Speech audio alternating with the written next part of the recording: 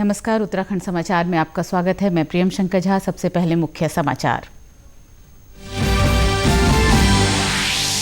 मुख्यमंत्री त्रिवेंद्र सिंह रावत ने की उच्च शिक्षा विभाग की समीक्षा। 24 अगस्त से 25 सितंबर तक होंगी परीक्षाएं।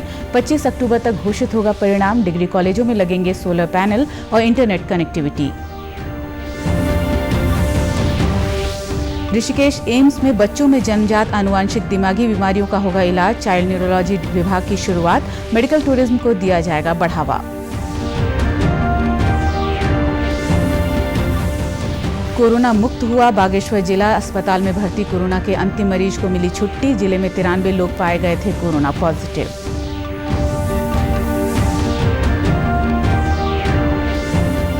और राज्य मौसम विभाग ने जारी किया पूर्वानुमान। 11 और 12 जुलाई को हो सकती है बहुत भारी बारिश। आज भी राज्य के अधिकांश इलाकों में बरसे बादल। अब खबरें विस्तार से। मुख्यमंत्री त्रिवेंद्र सिंह रावत की अध्यक्षता में सचिवालय में उच्च शिक्षा विभाग की समीक्षा बैठक आयोजित की गई। इसमें विश्वविद्यालय अनुदान आयोग के दिशा निर्देशों के तहत विश्वविद्यालयों और महाविद्यालयों में परीक्षाएं संचालित कराने को लेकर निर्णय लिया गया। विश्वविद्यालय स्तर पर अंतिम वर्ष और अंतिम सेमेस्टर के छात्र छात्राओं की परीक्षाएं 24 अगस्त से 25 सितंबर तक आयोजित की जाएंगी। 25 अक्टूबर तक परिणाम घोषित कर दिया जाएगा। 1 नवंबर से नया सत्र शुरू होगा। इसके अलावा पुराने छात्र छात्राओं की सेमेस्टर परीक्षाएं यूजीसी गाइडलाइन के अनुसार कराने के बाद अगली कक्षाओं में प्रमोट करते हुए 5 अगस्त तक परिणाम घोषित कर 16 अगस्त से ऑनलाइन कक्षाएं शुरू कर दी जाएंगी। साथ ही 12वीं के परीक्षाफल घोषित होने के बाद सभी राजकीय विश्वविद्यालयों और महाविद्यालयों में प्रवेश प्रक्रिया शुरू कर दी जाएगी। उच्च शिक्षा राज्य मंत्री डॉक्टर धन सिंह रावत ने विधान भवन में उच्च शिक्षा, उडेडा, एनआईसी और सूचना एवं प्रौद्योगिकी विभाग के अधिकारियों की बैठक ली। इसमें तय किया गया कि प्रदेश के सभी राजकीय विश्वविद्यालयों और महाविद्यालयों में रेस्को मॉडल के तहत सोलर प्लांट लगाए जाएंगे। इस योजना से विद्युत व्यय भार घटकर 1/4 रह जाएगा। साथ ही महाविद्यालयों को नेटवर्क कनेक्टिविटी से जोड़े जाने का निर्णय भी लिया गया। राज्य मंत्री डॉक्टर धन सिंह रावत ने कहा कि उच्च शिक्षण संस्थानों को उच्च कोटि के नेटवर्क कनेक्टिविटी से जोड़ना सरकार की प्राथमिकता है। सभी राजकीय विश्वविद्यालयों और महाविद्यालयों को 1 माह के भीतर नेटवर्क कनेक्टिविटी से जोड़ा जाएगा। इससे छात्र छात्राओं को ऑनलाइन शिक्षण और परीक्षा में आसानी होगी। एम्स ऋषिकेश में उत्तराखंड में मेडिकल टूरिज्म को बढ़ावा देने पर चर्चा की गई। साथ ही स्थानीय उत्पादों को आगे बढ़ाने और आयुर्वेद के क्षेत्र में अनुसंधान की संभावनाओं पर भी जोर दिया गया। पर्यटन मंत्री सतपाल महाराज ने कहा कि उत्तराखंड में हर साल लाखों की संख्या में देश दुनिया के पर्यटक पहुंचते हैं। ऐसे में एम्स राज्य में मेडिकल टूरिज्म को आगे बढ़ाने की दिशा में कार्य करेगा।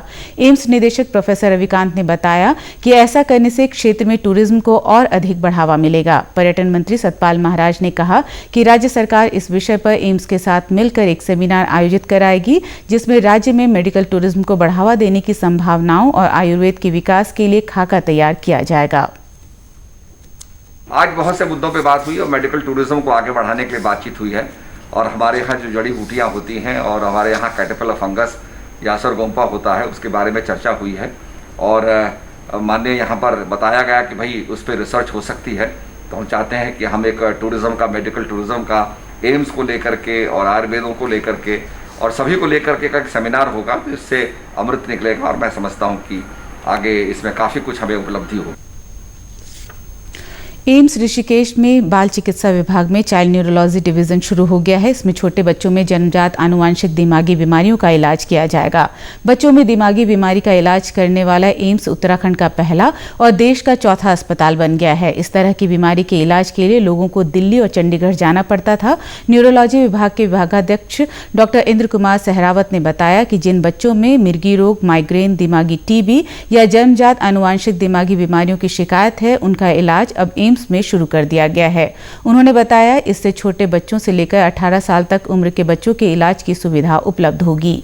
दिव्यांग बच्चों और दिमागी संक्रमण वाले कम उम्र के बाल रोगियों का भी इलाज हो सकेगा। हमने डायरेक्टर सर एंड एचओडी के मार्गदर्शन में हमने एक नई पीडियाट्रिक न्यूरोलॉजी यूनिट शुरू किया है। ये डिवीज़न जो जन्म से लेके 18 साल तक के बच्चों की जो दिमागी बीमारियां होता है उनको डील करता है, जैसे कि सेरेब्रल पाल्सी, माइग्रेन, दौरे आना, दिमाग का इन्फेक्शन, दिमाग की टीबी और इन जैसी बीमारियों को ये टैकल करता है। इन सब बीमारियों के से ग्रसित बच्चों को पहले लोग पीजीआई चंडीगढ़ और एम्स दिल्ली लेके जाते थे, जिसमें समय लगता था, उनका पैसा भी खर्च होता था और वो बार बार जा भी नहीं पाते थे। लेकिन इन सभी चीज़ों का इलाज अब यहीं पे संभव है और इसी सत्र से हम टीएम पीडियाट्रिक न्यूरोलॉजी कोर्स भी स्टार्ट करने जा रहे हैं। एम्स ऋषिकेश इंडिया का फोर्थ गवर्नमेंट इंस्टीट्यूट होगा जो ये कोर्स स्टार्ट करने जा रहा है। शासकीय प्रवक्ता मदन कौशिक ने कहा कि मुख्यमंत्री स्वरोजगार योजना में प्रत्येक व्यक्ति को अपनी सुविधा और कौशल के अनुसार व्यवसाय चयन कर रोजगार प्रदान करने का अवसर दिया गया है। उन्होंने बताया कि अब तक राज्य में 3,27,000 प्रवासी वापस आए हैं। उन्होंने कहा कि प्रवासियों को प्रदेश में ही रोजगार देने के लिए सरकार लगातार काम कर रही है। इसके लिए विभिन्न व्यवसायों के लिए 10 लाख से 25 लाख तक का ऋण 15, 20 और 25% की सब्सिडी पर दिया जा रहा है। उन्होंने बताया कि अब तक मुख्यमंत्री स्वरोजगार योजना में एमएसएमई के लिए 15,109 आवेदन प्राप्त हुए हैं। श्री कौशिक ने बताया कि स्वरोजगार देने के लिए बने होप पोर्टल पर 17,653 युवाओं ने रजिस्ट्रेशन कराया है। बागेश्वर के कोविड अस्पताल में भर्ती अंतिम कोरोना पॉजिटिव मरीज के डिस्चार्ज होते ही बागेश्वर जिला कोरोना मुक्त हो गया है। जिले में कुल 93 मरीज कोरोना पॉजिटिव पाए गए थे, जिनमें से 1 मरीज की मृत्यु हुई, जबकि 92 लोगों को हल्द्वानी के सुशीला तिवारी अस्पताल और जिले में बने कोविड अस्पताल में उपचार के बाद छुट्टी दे दी गई है। जिले में कोरोना का पहला मामला 19 मई को आया था। कोरोना संक्रमण को फैलने से रोकने के लिए जिला प्रशासन ने रेड जोन से आने वालों को संस्थागत क्वारंटीन करने की व्यवस्था शुरू की। 5 जुलाई को दिल्ली से लौटे एक युवक का सैंपल पॉजिटिव आया था, उसे भी इलाज के बाद डिस्चार्ज कर दिया गया है। जिलाधिकारी रंजना राजगुरु ने कहा कि भले ही बागेश्वर जिला कोरोना मुक्त हो गया हो, लेकिन अब जिम्मेदारियां और बढ़ गई हैं। उन्होंने अधिकारियों को लापरवाही न बरतने और रात के समय आने वाले बाहरी लोगों की विशेष जांच और डाटा तैयार करने के निर्देश दिए हैं। देखिए, अभी तक जिले में सबको पता है 93 हमारे पॉजिटिव केस आए हुए थे और उसमें से अनफॉर्चुनेटली एक डेथ हुई थी और 92 लोग जो एक्टिव थे वो सभी रिकवर हो चुके हैं आज की डेट में। तो इट मीन्स अब आज की डेट में हमारे ज़िले में कोई भी एक्टिव केस नहीं है। कोविड अस्पताल हमारा फ्री हो चुका है, थैंकफुल। लेकिन अभी मैं ये भी साथ में कहना चाहूँगी कि सभी को अभी भी बहुत सावधानी बरतने की ज़रूरत है। अभी भी लगातार हम लोग सैम्पलिंग कर रहे हैं और हमारे कुछ सैंपल जो 1-2 दिन के पेंडिंग भी है। तो अभी हम ये पूरी तरह से नहीं कह सकते कि आगे केस नहीं आ सकता है, तो आगे भी केस आने की गुंजाइश कहीं ना कहीं ज़रूर है। तो इसके लिए सभी को सावधानी बरतनी है और किसी को बिल्कुल भी लापरवाही नहीं करनी है। अल्मोड़ा के ऐतिहासिक मल्ला महल के नाम से प्रसिद्ध कलेक्ट्रेट भवन को हेरिटेज स्थल के रूप में विकसित किया जाएगा। जिलाधिकारी नितिन सिंह भदौरिया ने बताया कि इस भवन को इसके पुराने स्वरूप में लाया जाएगा। उन्होंने बताया कि कलेक्ट्रेट को यहां से नए भवन में शिफ्ट करने के बाद मल्ला महल और रानी महल के पुनर्निर्माण कार्यों को शुरू किया जाएगा। पहले चरण में रामशिला मंदिर का पुनर्निर्माण कार्य शुरू कर दिया गया है। जिलाधिकारी ने बताया कि पर्यटकों के लिए museum, Kumaoni cafe, art gallery भी विकसित की जाएगी। परिसर में पारंपरिक कुमाऊनी बाखली का भी निर्माण किया जाएगा। हेरिटेज निर्माण कार्यों के लिए एक समिति का गठन भी किया गया है।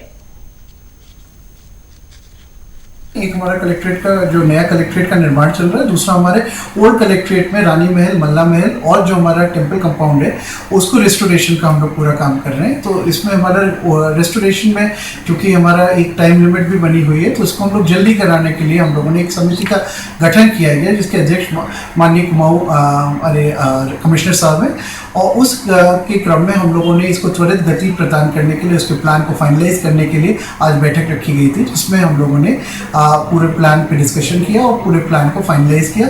अब इसमें अगली बैठक और कोशिश ये की जा रही है कि विद इन मिड अगस्त तक हम इस प्रोजेक्ट में पूरी प्रगति लाकर दिखा सकें। मल्ला महल का इतिहास काफ़ी पुराना है। अल्मोड़ा के इतिहास को देखें तो यहाँ कत्यूरी राजा बैचलदेव का राज था। उस समय अल्मोड़ा को राजपुर नाम से जाना जाता था। 17वीं शताब्दी में तत्कालीन राजा रुद्रचंद ने अल्मोड़ा में मल्ला महल की स्थापना की थी। गोरखाओं के बाद 19वीं शताब्दी में अंग्रेजों ने अल्मोड़ा पर हमला किया और इसे अपने कब्जे में ले लिया। मल्ला महल में 1588 में चंद्रवंश के राजाओं का बनाया रामशिला मंदिर आज भी लोगों की आस्था का केंद्र है। नागर शैली में स्थानीय सामग्री से बने इस महल में वर्तमान में कलेक्ट्रेट संचालित है। इसके ऐतिहासिक महत्व को देखते हुए ही इसे हेरिटेज घोषित करने की योजना बनाई गई। चमोली जिले के कोठियालसैंड में साइंस पार्क बनाया गया है। पार्क में उन बातों को आकृतियों से समझाया गया है जिनको बच्चे किताबों से पढ़कर नहीं समझ सकते हैं। साइंस पार्क में आने वाले बच्चे और अन्य लोग विज्ञान को आसानी से और व्यवहारिक रूप में जान सकेंगे। यह साइंस पार्क जिलाधिकारी स्वाति एस भदौरिया के प्रयास से बनाया गया है। उन्होंने बताया कि साइंस पार्क में बिरला साइंस म्यूजियम हैदराबाद से विज्ञान के सिद्धांतों को समझाने के लिए 31 साइंस उपकरणों की प्रदर्शनी लगाई गई है, जिसमें ग्रेविटी क्रिएशन, ऊर्जा, light, illusion, reflection, pendulum, Newton's law, action और रिएक्शन, आर्किमिडीज पाइथागोरस सिद्धांत, ब्लैक होल, स्ट्रेंज मिरर जैसे सिद्धांतों को भी स्कूली बच्चे आसानी से सीख सकेंगे।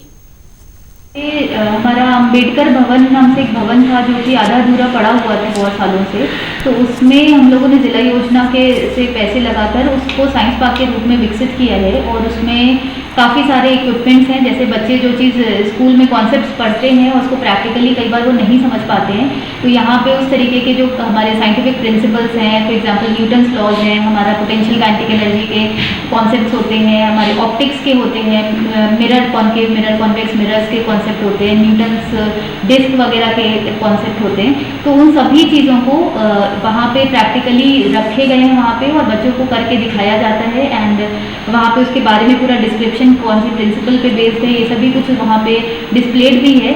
और इससे बच्चों को के अंदर जो साइंटिफिक टेम्परामेंट होता है उसको डेवलप करने में काफ़ी मदद मिलेगी। शिक्षा मंत्री अरविंद पांडे ने कहा कि साइंस पार्क में विज्ञान के सिद्धांतों को व्यवहारिक तौर पर समझाने वाले उपकरणों से बच्चों को काफ़ी मदद मिलेगी। पार्क में सिद्धांतों के साथ प्रैक्टिकल कर बच्चे इनको आसानी से भी समझ सकेंगे। इससे उनमें तार्किक सोच विकसित होगी। बच्चों को किताब की बजाय प्रैक्टिकल आगे जो सिखाया जाए तो ये अपने आप में बहुत अच्छा प्रयोग है। और ये बेसिकली मैं कह सकता हूँ ये बेसिक साइंस है और जो सबको सीखना चाहिए। और हम लोगों ने अपने जीवन में बहुत कुछ इसको देखा है, बहुत बाल्यकाल में सीखा है, लेकिन वो बड़े होने से वो बेसिक एजुकेशन कहीं ना कहीं दोबारा देख के पुराने दिन याद आ गए। और मैं शुभकामनाएं देता हूँ डिपार्टमेंट को कि जिन्होंने बच्चों को सीखने के लिए अच्छा प्रयोग। राज्य मौसम विज्ञान केंद्र ने 5 दिनों का मौसम पूर्वानुमान जारी किया था, जिसके अनुसार आज राज्य के लगभग सभी इलाकों में बारिश हो रही है। पूर्वानुमान के अनुसार 11 जुलाई को कुमाऊं के उधम सिंह नगर, चंपावत और अल्मोड़ा में कहीं कहीं बहुत भारी बारिश हो सकती है। गढ़वाल के देहरादून, हरिद्वार, टिहरी और पौड़ी जिले में भारी बारिश होने की संभावना है। साथ ही आकाशीय बिजली गिरने की आशंका भी जताई गई है। 12 जुलाई को भी प्रदेश के ज्यादातर इलाकों में भारी बारिश और आकाशीय बिजली गिरने का पूर्वानुमान लगाया गया है। 13 और 14 जुलाई को भी देहरादून समेत अधिकांश पहाड़ी क्षेत्रों में भारी बारिश हो सकती है। पौड़ी के महाशीर मत्स्य प्रजनन प्रक्षेत्र मत्स्य बीज वितरण केंद्र सतपुली में महाशीर के साथ ही कतला, रोहू, नैन, ग्रास कॉप, कामना कॉप और सिल्वर कॉप का पालन और प्रजनन किया जा रहा है। यह केंद्र पौड़ी, टिहरी, रुद्रप्रयाग और चमोली जिलों के मत्स्य पालकों के लिए लाभदायक साबित हो रहा है। जिला मत्स्य प्रभारी अभिषेक मिश्रा का कहना है कि पर्वतीय क्षेत्र में स्थापित इस केंद्र से लोगों में मत्स्य पालन में भी रुचि बढ़ रही है। इस मत्स्य बीज वितरण केंद्र से अब तक 1 लाख बीज मत्स्य पालकों को उपलब्ध कराए जा चुके हैं। हमारा जो मत्स्य प्रक्षेत्र सतपुली है उसका एक दूसरा जो सबसे महत्वपूर्ण उद्देश्य ये इस कारण पूर्ण होता है कि वर्तमान में अगर मैं गत साल तक की बात करूं तो कृषि, उद्यान और हमारे विभाग को मिला के हमारे पास लगभग 369 फार्मर रिपोर्टेड हैं। लेकिन ये पहला ऐसा वित्तीय वर्ष, और मैं जिलाधिकारी महोदय का धन्यवाद करूंगा कि जिला योजना में उन्होंने एग्रीकल्चर एलाइड सेक्टर को इस बार प्राथमिकता दी है। और चूँकि इस हमारे कोविड के दौर में प्रवासी वापस आ रखे हैं तो हम इंटीग्रेटेड फार्मिंग की ओर बढ़ रहे हैं। इसी को दृष्टिगत करते हुए अगर मैं गत वर्ष को कंपेयर करूं तो एक साल में हम ज़्यादा से ज़्यादा 30 या 35 तालाब बना पाते थे, परंतु इस साल हम लोग जो हमारी जिला योजना करंट वर्ष की चल रही है, इसी साल कम से कम हम लोग 150 से ज़्यादा मत्स्य तालाब बना के तैयार कर रहे हैं। जिले में वर्तमान में 359 मत्स्य पालक काम कर रहे हैं। जिला मत्स्य प्रभारी अभिषेक मिश्रा ने बताया कि इस वर्ष 150 से भी अधिक मत्स्य तालाब बनाए जा रहे हैं। मछली उत्पादन को लेकर काश्तकारों में जबरदस्त उत्साह है। अब विभाग जिले के गर्म क्षेत्र में पंगास मछली उत्पादन की योजना बना रहा है। यहाँ पे 3 तरह का है वैसे मछली का। एक तो इंडियन मेजर कार्प का है जिसमें रोहू, कतला, नैन आता है। फिर एक एक्जोटिक कार्प होती है जो कि बाहर से आयातित मछली होती है जिसमें कॉमन कार्प, सिल्वर और ग्रास कार्प आती है। इसके अलावा जो हमारे यहाँ की अभ्यागत मछली जैसे महाशीर है और उसका यहाँ पे कल्चर हो रहा है और उसके बाकी मछलियों का सीड प्रोडक्शन का काम भी हो रहा है। लेकिन इस बार किसानों के द्वारा अभी तक 1 लाख से ऊपर यहाँ पे मत्स्य बीज यहाँ पे जा चुका है। और यहाँ से सिर्फ हमारे जनपद पौड़ी में ही नहीं बल्कि टिहरी और अन्य जनपदों में भी यहाँ से सीड का जाना रहता है। उत्तराखंड के समाचारों में बस इतना ही। चलते चलते मुख्य समाचार एक बार फिर। मुख्यमंत्री त्रिवेंद्र सिंह रावत ने की उच्च शिक्षा विभाग की समीक्षा। 24 अगस्त से 25 सितंबर तक होंगी परीक्षाएं। 25 अक्टूबर तक घोषित होगा परिणाम। डिग्री कॉलेजों में लगेंगे सोलर पैनल और इंटरनेट कनेक्टिविटी। ऋषिकेश एम्स में बच्चों में जन्मजात आनुवांशिक दिमागी बीमारियों का होगा इलाज। चाइल्ड न्यूरोलॉजी विभाग की शुरुआत। मेडिकल टूरिज्म को दिया जाएगा बढ़ावा। कोरोना मुक्त हुआ बागेश्वर जिला अस्पताल में भर्ती कोरोना के अंतिम मरीज को मिली छुट्टी। जिले में 93 लोग पाए गए थे कोरोना पॉजिटिव।